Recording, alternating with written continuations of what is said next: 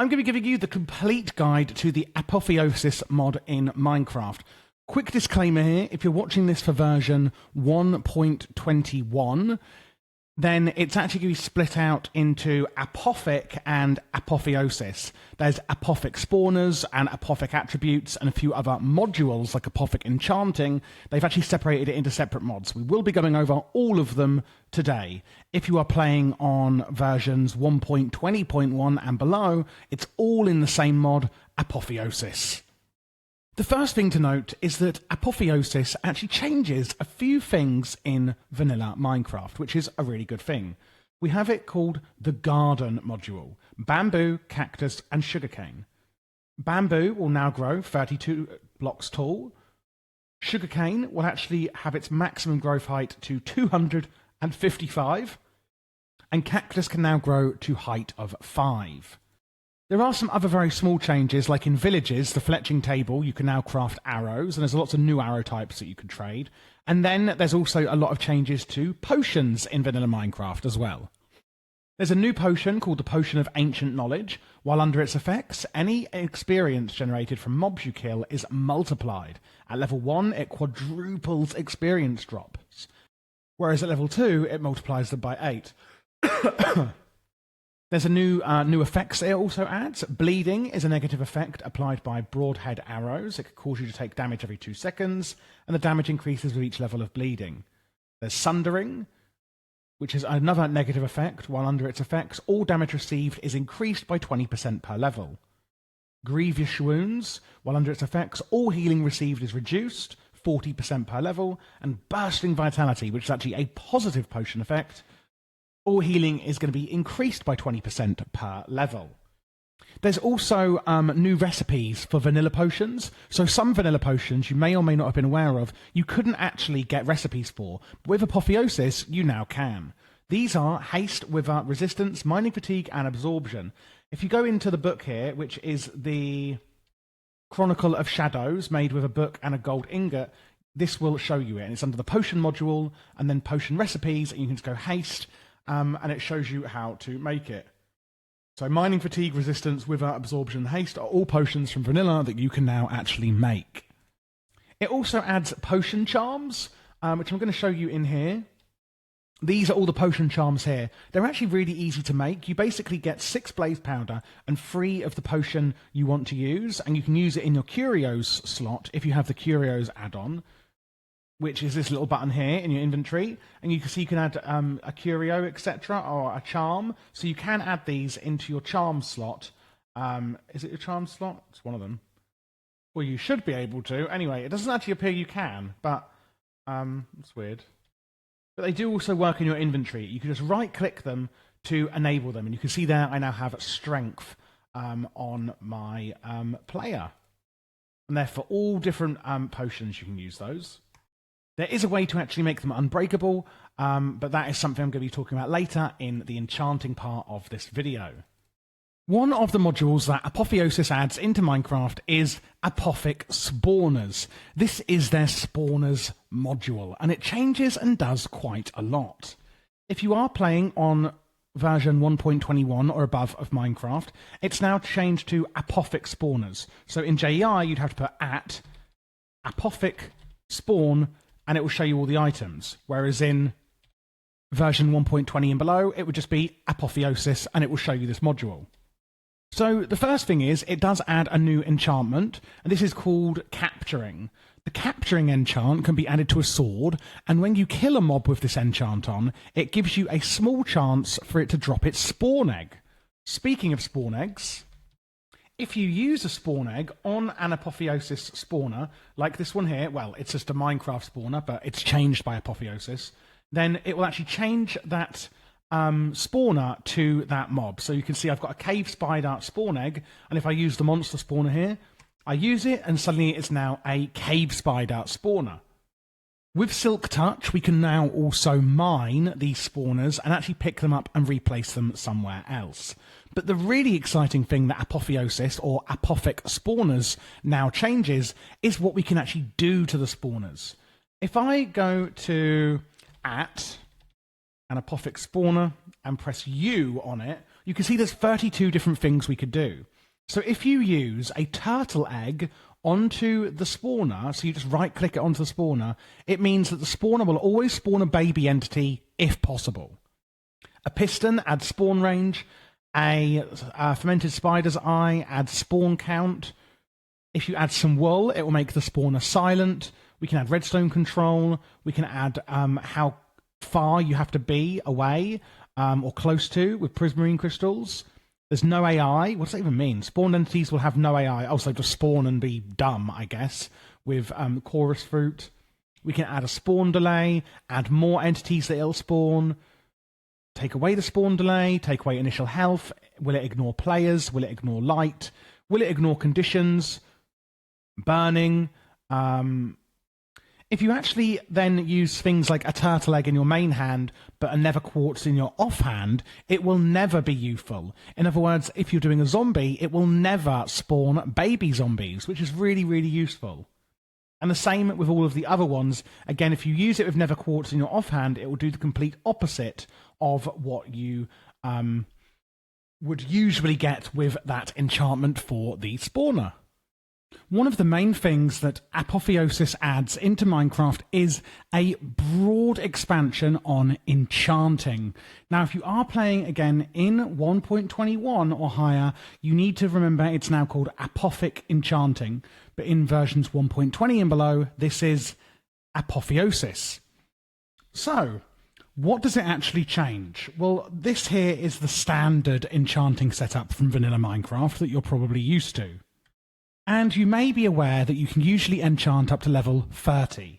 But with Apotheosis, we can now go up to level 100.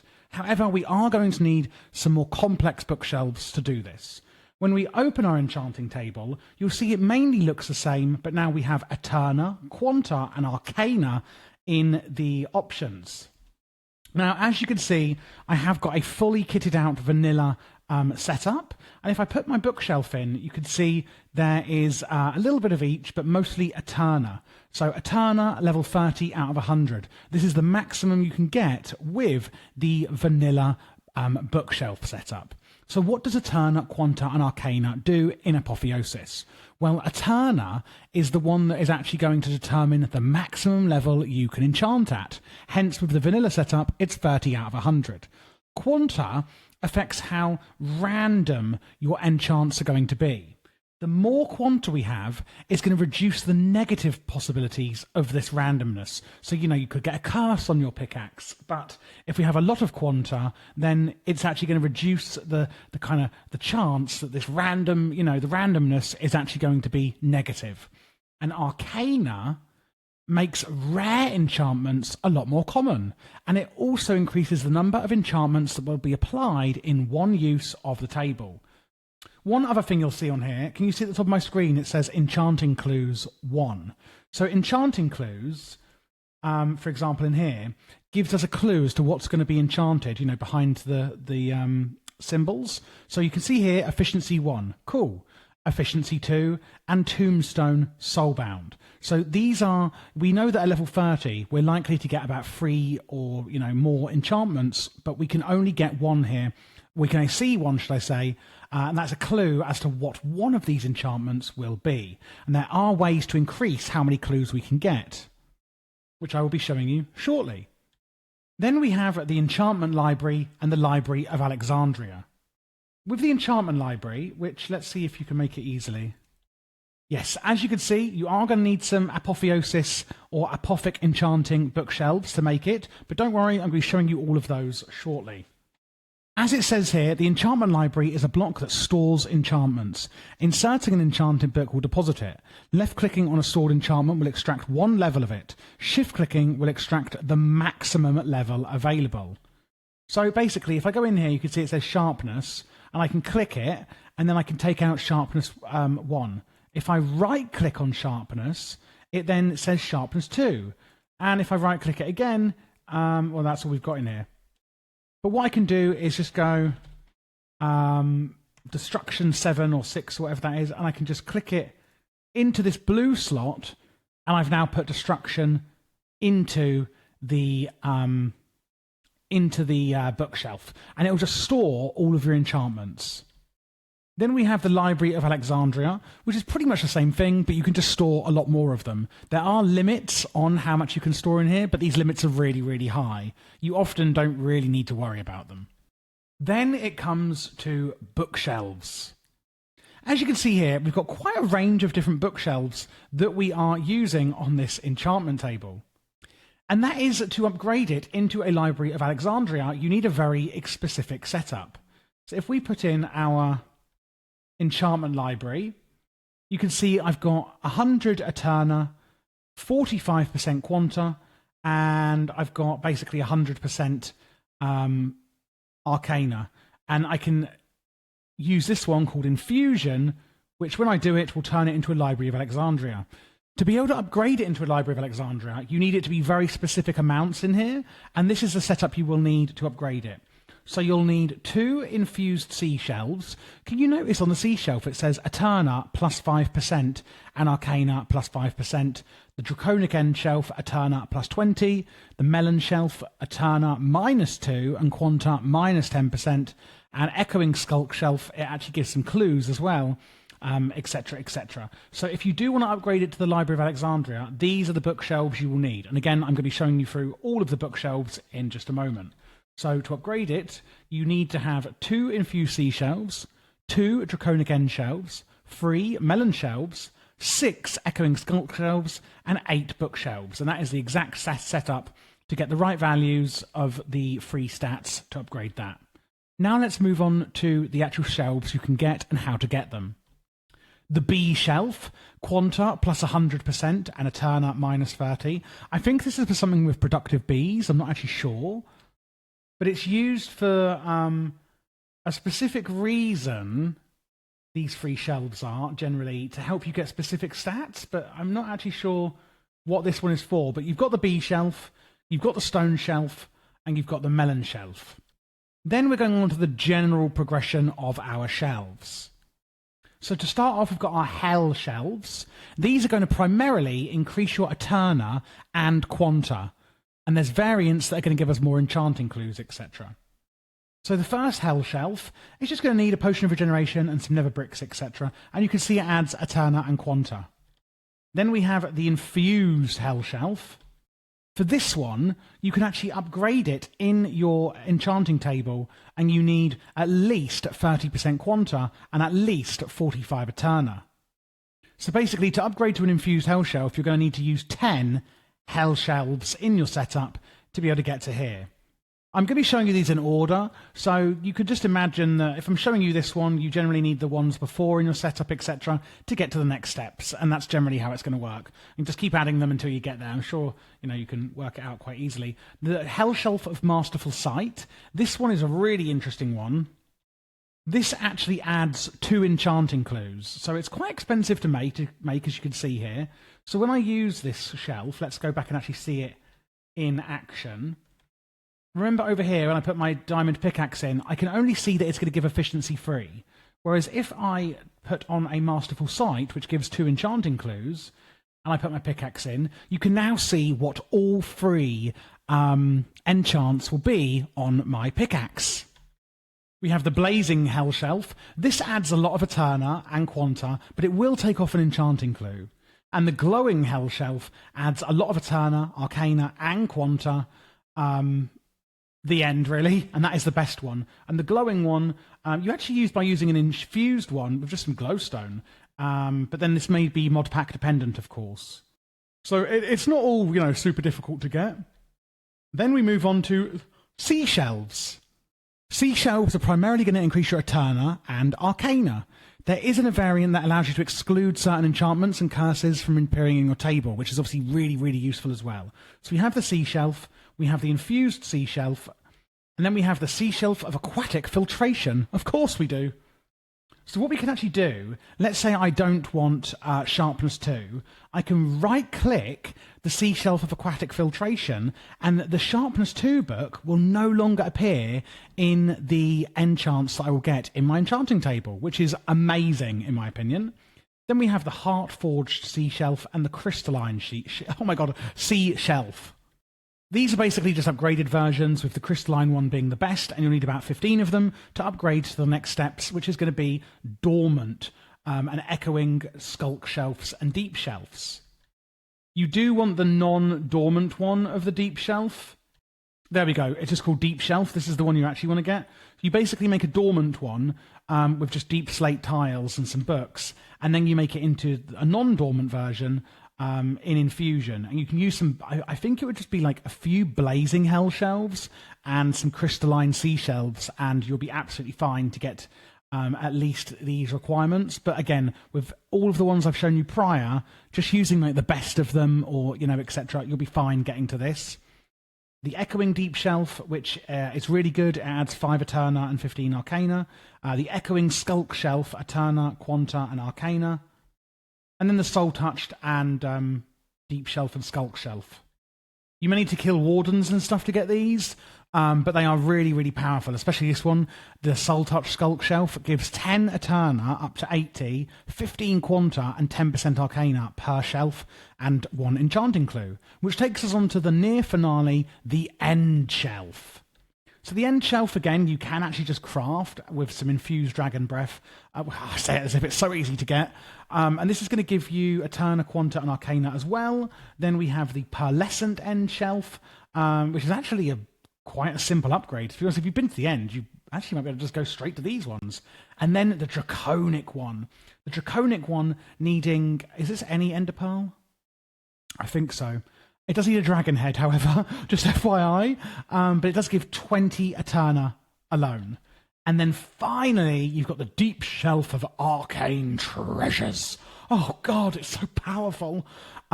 This one gives 10 Eterna, minus 15 Quanta and Arcana, but allows treasure enchantments. So this one, treasure enchantments are special enchantments that are typically unavailable in the enchanting table. However, it can be remedied with this super duper whooper pooper enchantment bookshelf, needing deep shelves, blocks of gold, diamonds, and you name it. Placing this bookshelf in a valid slot will cause treasure enchantments to appear while enchanting, but most curses are treasure enchantments, so do be careful. And that is it. So if you want to build the absolute perfect enchanting setup, I'm going to show you it now. So if you truly want the best of the best enchanting setup, let's just get an enchanting table to start us off, of course. What you're going to want is 5 Echoing Skulk Shelves. So 1, 2, 3, 4, 5. We're going to want 1 B Shelf, 2 Heart-Forged Sea Shelves, 2 Draconic End Shelves, 1 Deep Shelf of Arcane Treasures, and you could go for one thing I forgot to tell you about, which was the Geode Encased Bookshelf of Stability, of course. I mean, everyone needs one of those, don't they? And what that does is it removes all negative enchantments. Can you see that it says it provides quantic stability? Now remember, Quanta, the higher Quanta we have, the more... or the less random it is, and it helps reduce the chance of negative enchantments. This completely and utterly removes negative enchantments. So I know this looks awful, but this is actually going to provide you, there you go, the most perfect enchanting setup. Now you can, how many clues do we have on here? 6. So you've got more than enough clues as well. You could just fill it up remaining with bookshelves if you want. It's not going to really do anything extra. It just looks nicer. Although this doesn't look very... This actually annoys me because it doesn't look symmetrical. My OCD is playing up there, but that is how you get the most perfect setup. Now there is other ways to actually get some of these bonuses, and that is from here. It's called, if you just put enchanting stats into JEI here, there are some other items that will actually give you some things, like if you use purple candles, etc. You get some Arcana. You can use skulls to get more Quanta. And I think that's pretty much it. There's these candles as well that come from another mod. And it's anything that's a candle, really. Occultism candles are quite good if you have that mod installed, yes. So do put in enchanting stats if you're trying to get to something you can't quite get the bookshelves yet. This could be another way of you upgrading your stats. There's also tomes that you can get, which basically, like if you look at this here, Tome of the Others will accept miscellaneous enchants. A tome can be enchanted just like a book, but can only receive specific enchants. I don't really know what the benefit is here. The exception is the Tome of Scrapping. Once you enchant a tome, it will transform into an enchanted book. Accepts boot enchants. Yeah, I don't really get the benefit of using them, if I'm honest. The Tome of Scrapping is a way of retrieving enchantments from an item, so that I understand. Combining one with another item in the anvil to destroy the other item and make the book with some of the enchantments at random. Lastly, we have cobwebs. Prismatic cobwebs can be combined with an item in an anvil to remove all curses, which is really, really useful. And that is everything you could possibly need to know about Apothic Enchanting in Apotheosis, if I can say the right mod name. One of the really cool things Apotheosis adds to Minecraft is their adventure module. All these items behind me, loads of gems and fixes for your gear. So when you're out in the world, you may actually find in dungeons and off bosses, etc., that you're getting unique items dropping from Apotheosis. The items come in 6 rarities. The first one is common. It's barely above normal gear and may receive 1 to 2 bonus stats. Now, there is something called gear salvaging, which we would do in a salvaging table. The salvaging table will need some gem dust, a lava bucket, etc., etc. Now, you usually will get your gem dust in the salvaging table, but to get your first bits of gem dust, specifically, you're going to need a few bits to make this out. You need 2 pieces to make the salvaging table. To actually get your first pieces, you are going to drop any apothic gem, so a gem from Apotheosis, into the world and make an anvil block fall on it. After that, use the salvaging table. So basically what we would do is I would get an anvil, I'm going to get my gem, and I'm going to... Oh, of course, it's going to... I'm in creative. I'm going to get my gem, throw it down there, anvil... I feel like this is quite self-explanatory, but, you know. And boom! We have got some dust. And you need to do that twice, okay? And then you can make your salvaging table. So in the salvaging table, you're going to put any unique gear that you find, and it's going to give you resources back. Now, as you can see, this diamond pickaxe is a normal diamond pickaxe, so I can't salvage it into anything. However, if we get this one, which you can see has all these extra stuff on it, if I put this into here, you can see that we're going to get something here. And if I press salvage item, I got some luminous crystal shards. This is for a rare piece of equipment. So, when you scrap common gear, you will get mysterious scrap metal. When you scrap uncommon gear, you will get time-worn fabric. Uncommon gear is a bit better than common and gives you 2 to 3 stat bonuses and maybe even a gem socket. We're going to look at how to install gems and gem sockets shortly. After that we have rare, which gives you the luminous crystal shards. There's epic, which gives you arcane sands in here.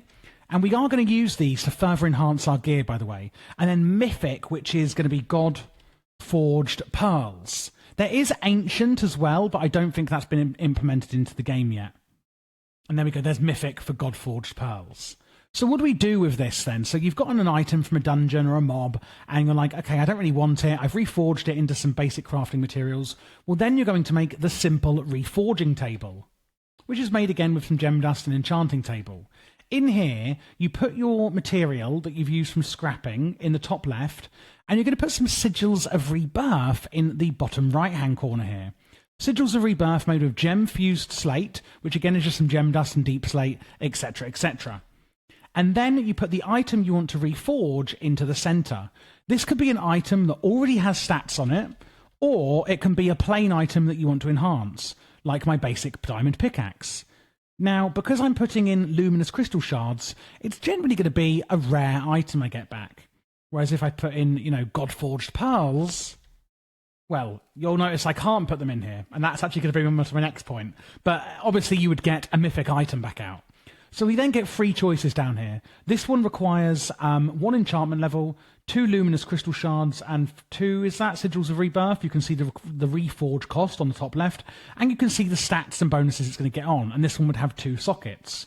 This one would only have 1 socket, and this one wouldn't have any sockets, even though the level requirement is 45.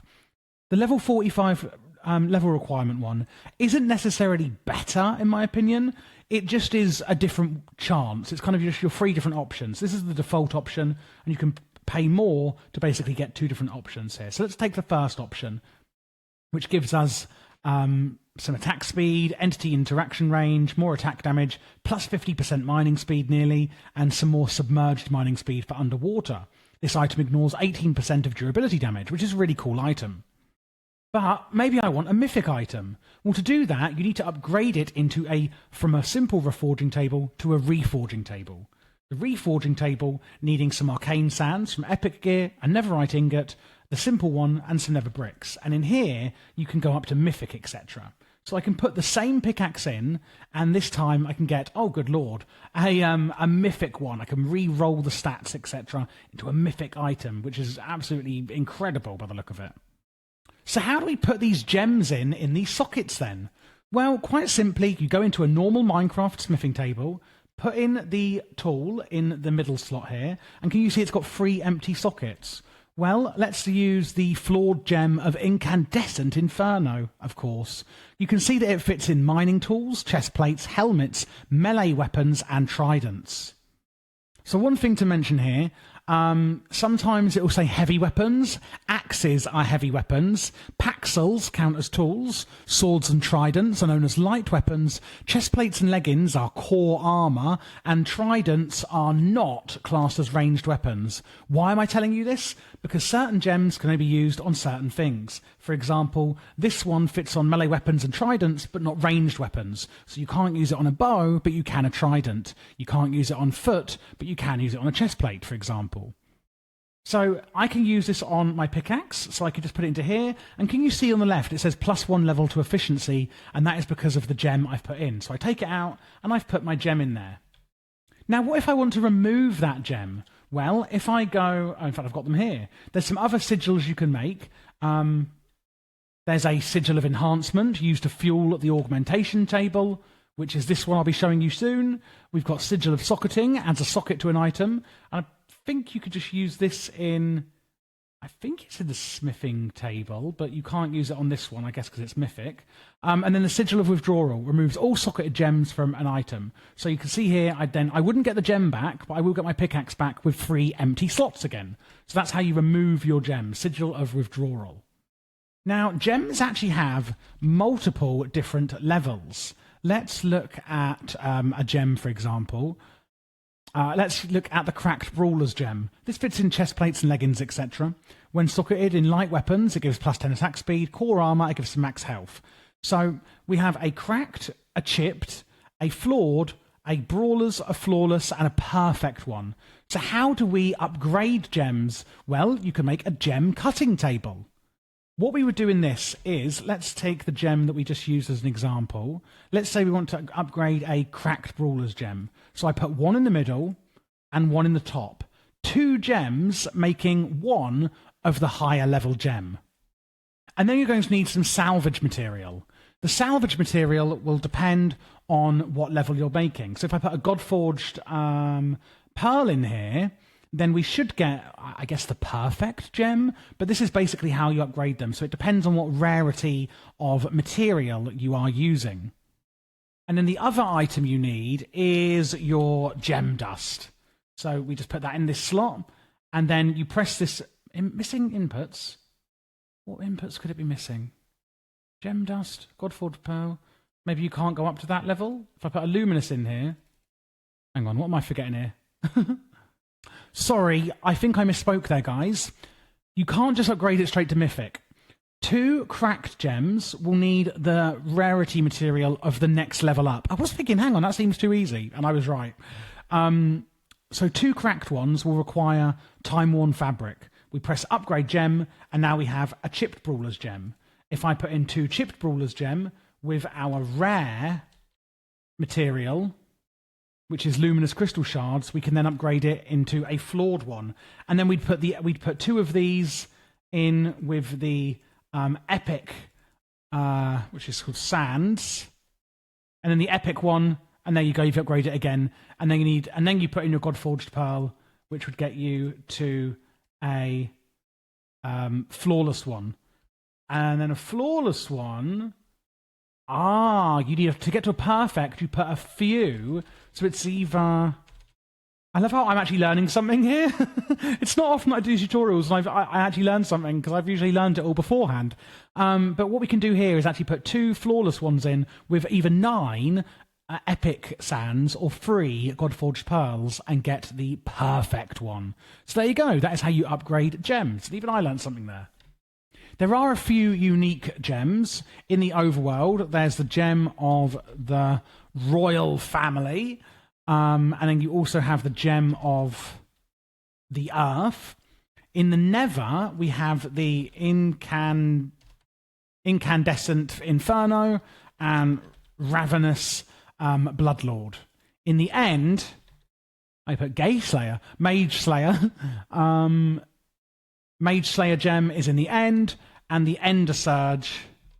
I haven't really looked at what these do. Just have a look through on your own at what gems you'd like to get. Remember, these are going to drop off like mobs.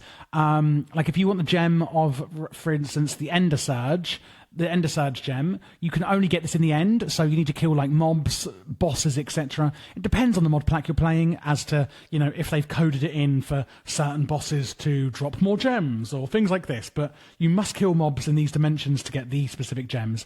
And in the Twilight Forest, if you have that mod in your mod pack, the Frozen Queen, and there's actually one called Gem of the Twilight Forest, which is obviously from the Twilight Forest as well.